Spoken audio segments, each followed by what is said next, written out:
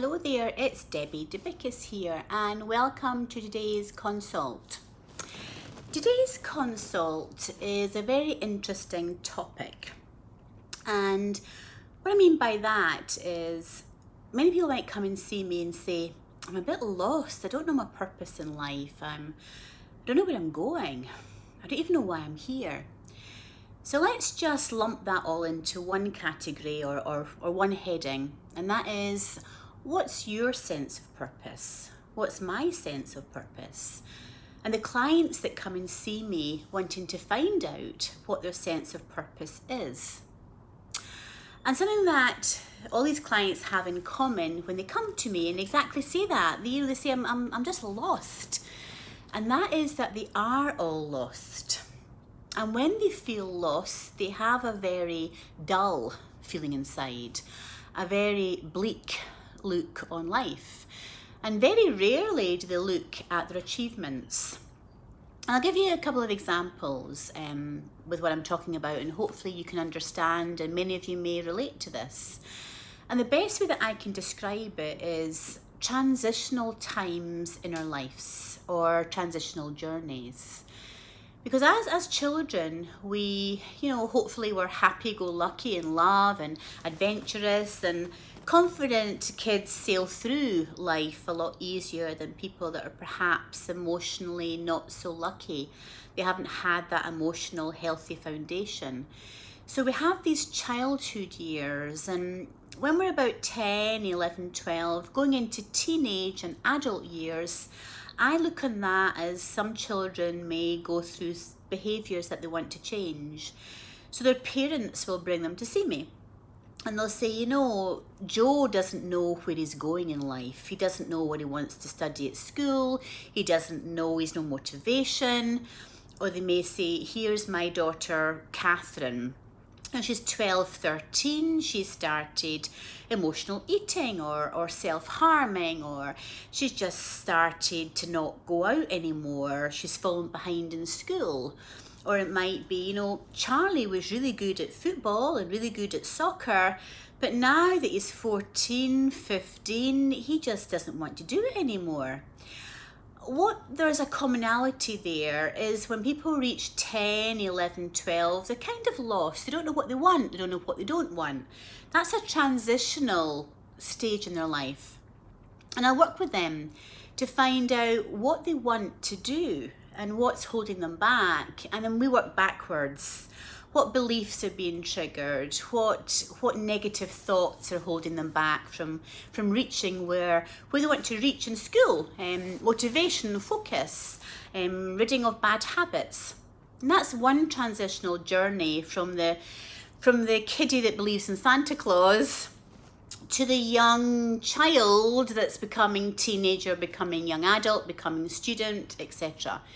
But there's also another transition, and that's a transition that they have from adulthood.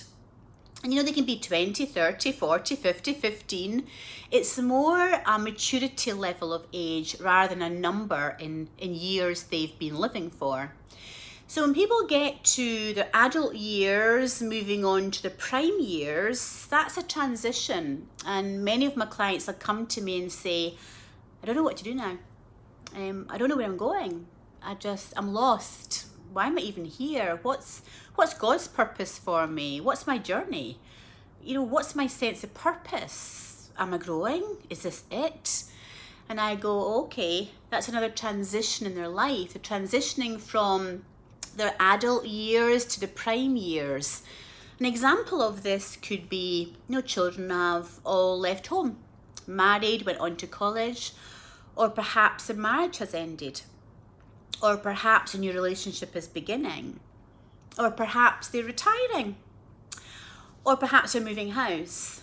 But there's something in common there, that something is ending. Something is ending and something is beginning in their prime years.